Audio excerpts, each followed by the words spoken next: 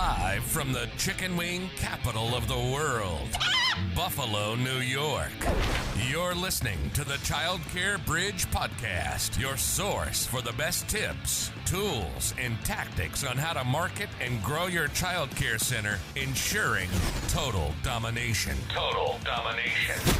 This is the Childcare Bridge, and this is your host, Michael Tasner.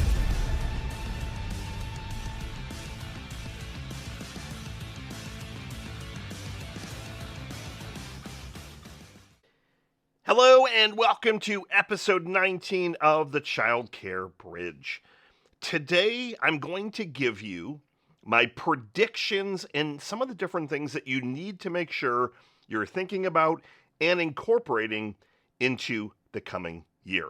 So every year, I love to send out an email to all of the centers that we work with. And in that email, I talk about all the different things that I see potentially happening, some of the things that I firmly believe are already happening or going to happen, as well as a couple things that might seem a little bit far out, or some things that you might feel are in left field or right field, but you really want to continue to at least take a look every quarter to see, is that potentially going to occur?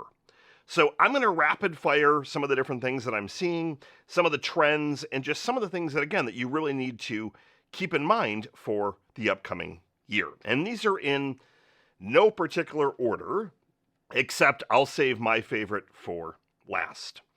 So the first one is, we'll start with everyone's favorite, and that is all things staffing. So I've noticed the last 3 to 4 months, for most of the centers that we work with, staffing has become less of an issue. That does not mean that the issue has completely went away. However, it has become less of an issue. Now, when we look at and kind of dig in a little bit deeper, well, why all of a sudden is that not as big of an issue?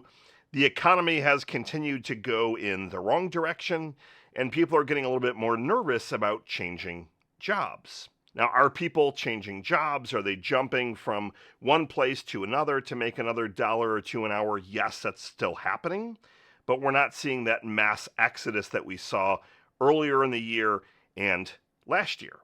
With that being said, as the economy potentially continues to get worse and worse, you're going to see that pinch on your team. They're already feeling it. They're already trying to figure out how they're going to continue to make ends meet. With inflation continuing to go up, if you haven't risen the salaries to accommodate for inflation, people are making less money, and things are continuing to go up. So while people are nervous about switching jobs, if another center, for example, can lure somebody for another $2, $3, $4 an hour, they're going to take that risk, even if they've been working for you for 5, 10, 15 years. So how do you combat that? You need to continue to look and make sure that you're paying very competitive wages, but more importantly, you need to make sure that all of the other stuff that I've talked about in previous episodes, you're at least considering and or executing. Different ways to appreciate your team, random incentives and bonuses, and looking at all those fringe benefits that you can provide. People are really going to continue to look at this over the coming 6 months, 12 months, and if everything has stayed the same, they're going to be in that tough spot where they're just not going to continue to go through the motions. So while I do believe that staffing is going to continue to get better, because there are now companies that are starting to lay people off, and you necessarily weren't just competing with the childcare center down the street, you were competing with Starbucks that was paying $18 an hour, for example. Now, as certain companies in different areas are laying off, those people are going to, again, be a little bit more risk adverse to change. But if they still are slightly unhappy, they are going to potentially be motivated to make that change. So that's the first one. Second one is what I call edutainment. So looking at how you can bring in more of the educational aspect and fun at the same time. We'll talk about one of the next trends in just a second that's somewhat similar, but it's kids that they're not just looking to come in and do the same things over and over and over. the stuff that you've been doing for quite a while, if you haven't started to adopt some additional learning methodologies, if you're not bringing in some of the education factor, you're going to start to get some pushback. Now, the pushback isn't necessarily going to be from the kids. The pushback is going to be from the parents. So trend number 2 is this concept of kind of merging education as well as entertainment. But the third trend that we're seeing more than I have in my past 10 years of being in this industry is the amount of collaboration that parents are looking for, the amount of questions they're now starting to ask. In the past, parents would be involved, but they would be a little bit more on the sidelines. Like they would appreciate the updates maybe once a week or even once a month, but now they're getting to the point where they're expecting to be able to communicate with the teacher once a day.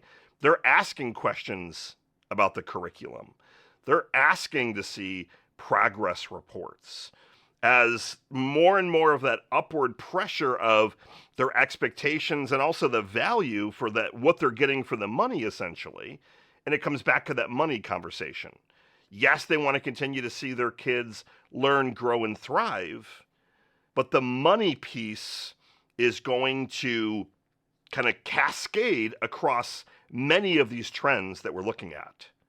If your tuition is on the higher end, especially, that could be a good thing, it could be a bad thing. It could be a good thing because if you're targeting the kind of upper 1%, so to speak, they are going to feel a little bit of a pinch, but they're not going to feel the pinch as much as kind of the average everyday working American.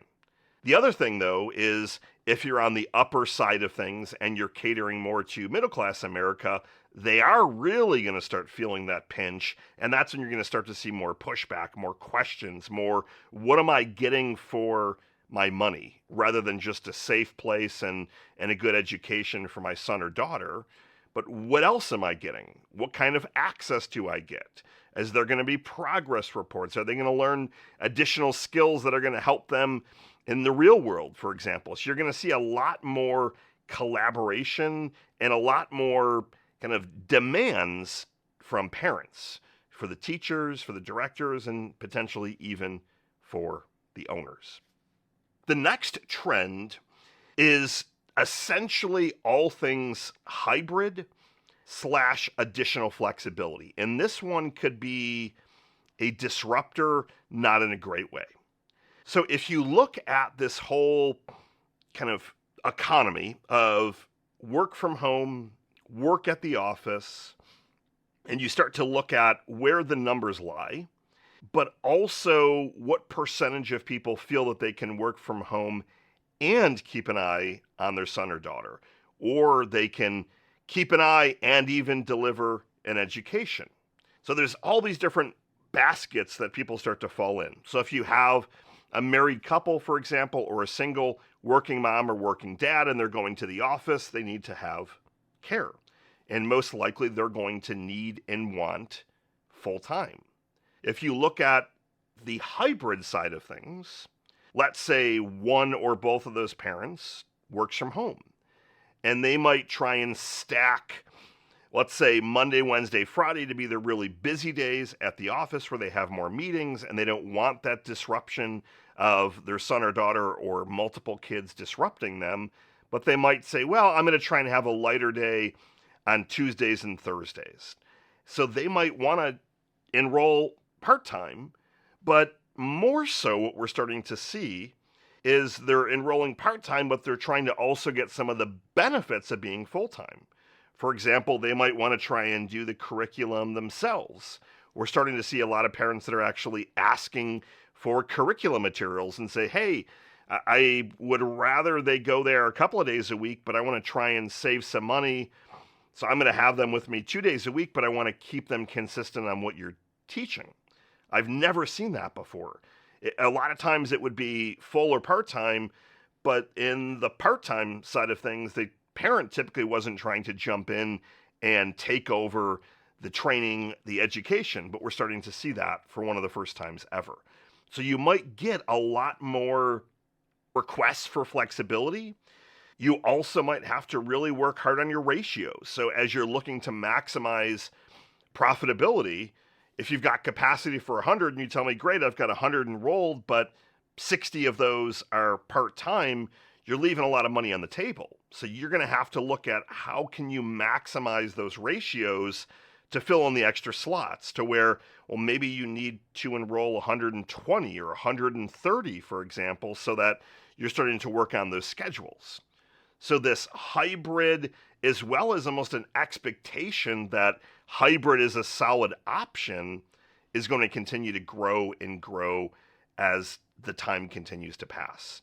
Similar to what I've said a couple of times already, especially if the economy gets tough, parents are going to look at how they can potentially cut corners, but also, in a way, kind of gyp their employer by taking over that education and training on some of their slower days at work. So they're still going to work full time. However, they're going to have some slower time and kind of slack off a little bit. Not to say that everyone that works from home is slacking off, but that definitely is something that we're starting to see. The next one is all things STEM or STEAM. A lot of the centers that we work with have various things already built in to their curriculum, so where they have science and technology and more of a math and arts, and they have all of this stuff already built in. But as technology continues to advance and get better and better and better, parents are starting to look at, well, where are the jobs going to be in 15, 20 years, for example? And even though some of these kids are, 4 years old, 5 years old, for example, they're starting to think 10, 15 years out that they want to make sure that if the jobs are going to be in technology, for example, they're going to want to be enrolling in centers that have that level of education. So this is where I see some of the bigger franchises having an edge on some of the independent centers, or even some of the independent centers that have multiple locations, but they haven't fully embraced integrating STEM into their curriculum. So if you were to say, traditional daycare, for example, or traditional preschool, where you don't have anything additional. So there's nothing that relates to Montessori. There's no Spanish immersion. There's no technology or science or arts integrated. Those centers are going to have a very, very tough time, especially if you're not necessarily competing on anything other than your center versus their center. They might be a little bit more expensive, but if you're talking a few $100s a month, for example, parents are going to find the extra money to try and give their kids that additional edge. So while STEM has been continuing to increase in popularity, I think it's going to be at an all-time high in the next year and the year after, and that trend is only going to continue to get larger and larger. So next on the list is the economy. And I wish that I had a magic ball to tell you, do I believe, based on data, the economy is going to go in the right direction, the wrong direction? It seems like everything that I read, everyone has a completely different opinion. However, if you were to ask me, not being an economist by any means, everything largely that I am seeing, and when I say everything that I'm seeing, we have access to hundreds and hundreds of centers that we work with all day, every day. So we're able to see data. And to me, data drives things. And we're able to listen to hundreds and hundreds of calls every single day. And what we like to do is we like to listen to rebuttals. What are people saying on these calls? What are they rebuttaling with? And I can tell you that most of the time, price comes up. Now, most of the centers that we coach and work with, we advise them not to actually discuss price over the phone. If they are forced to do so, meaning they've asked like 3 times, they've demanded it, we'll have you give them a range, but you'll say we have different types of scholarships available. We need to discuss this in person. But almost every conversation that we're now listening to, price is coming up. And you've got to take one of two sides of the coin. The first side is you openly disclose price. The advantage of that is that people know your tuition, and you're not going to necessarily get in people that are way off base. So if your tuition's $2,000 a month and they were thinking it's $500 a month, you have completely misaligned expectations, you're going to end up not having to deal with that. But the flip side is that typically people, if they're asking and demanding price, they're price shopping. So we're starting to advise now to give a range, but again, to let them know that there are different scholarships, promotions, things like that. It's on an individual basis because really you need them to come to your center. Unless you have an amazingly choreographed virtual tour, which very few centers actually have, you need to get them to come and see the other kids and kind of talk to you face to face and answer their objections and put their mind at ease and have their son or daughter actually start to light up as they see some of the different activities. But the economy is most likely going to not be overly great next year, and I think a lot's going to have to do with the election. So you're going to have to start to understand that some parents are not going to be able to afford your center. But what I don't want you to do is to all of a sudden start lowering and lowering and lowering your tuition. What you need to do is look at what other value can you provide that doesn't cost you a lot of money. You need to double and triple down on your marketing to make sure that you have enough leads so that the people that can afford you will end up enrolling. What we've seen that happen often is when things get tough and parents start complaining about, oh, the tuition's too high, we can't afford it, I mean, times are tough, et cetera, and then you cave and you start lowering the tuition. If you start to do that for a few people, they start to talk and everyone wants a discount. But more so, I've talked a lot about this phrase, the king and queen eat first. If your business isn't making a profit, if you're not able to pay a hefty wage or a very good wage to your staff, you're going to be going in the wrong direction. So if anything, we're actually suggesting the opposite. Like, I want your rates to keep ticking up. And I'm not saying send out an email saying, hey, we're raising our rates by 30%. But people will find ways to make this happen. You got to keep in mind that even in a tough economy, people still need childcare. And more often than not, a second parent might have to go back to work if there's only one parent working. So you have a product and a service that is in demand. Do not just magically start lowering your prices and then at the end of the quarter, end of the year, whatever timeline you're looking at everything, realizing, well, crap, we just lost a ton of money. But keep in mind that you have to have objections ready to go on price. Why are you asking for $1,500 a month when every other center in the area is $1,100? You have to have those rebuttals ready to go. Well, I appreciate the question, but you're really not comparing apples to apples. Now, we never speak ill of any other center, but I can tell you that no other center offers 1, 2, 3, like these three things. No one else offers that. So have all those rebuttals lock and loaded, ready to go. We're getting towards the end of the trends. Next one I've talked a little bit about is technology, but this is the demand of technology for all things across the boards. So I would say, and I don't want to make up a statistic because I hate doing that, but if I were to give you a guess, I'd say 50% of the centers we work with have cameras, the other 50% don't. 60, 70% have a software tool where they communicate with the parents on a regular basis, 30, 40% don't.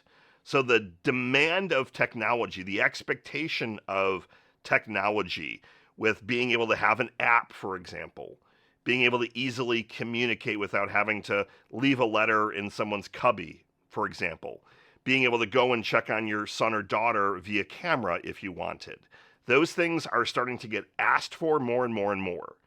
So as I said, we listen to phone calls, and while price is getting mentioned on pretty much every single call, parents are starting to ask about things like, well, do you have cameras? Tell me a little bit more about the security, like what technology do you have to make sure that my son or daughter is going to be safe? Can I do online bill pay? Can I pay with a credit card? Like all things technology and making it easier and more seamless for the parent. If you don't have any of that stuff, you need to start to get on the bandwagon and start to prioritize which one's going to have the biggest impact, not necessarily which one's going to cost the least amount or the most amount, but look at based on your families that you currently have and knowing that they're going to continue to want more and more technology, what is one thing that you can check off the list in Q1, just as an example? Goes without saying that there's going to be lots of regulation changes, different grants that are coming out, but it's a given. I mean, that happens every single year.